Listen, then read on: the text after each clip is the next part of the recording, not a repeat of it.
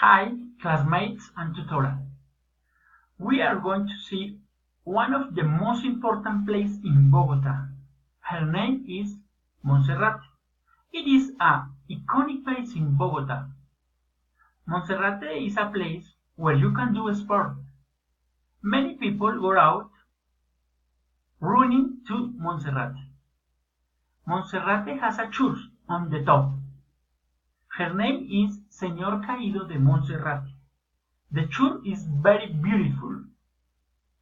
As I was saying, you can go out walking, or if you prefer, you can buy a ticket and do it in telesférico or funicular.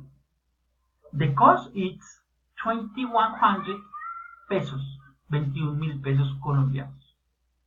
There you can having lunch at the same of the restaurant.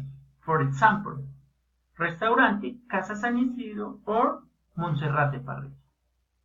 You can carry your lunch as well and have a picnic. There you will see all of the city. It is too nice.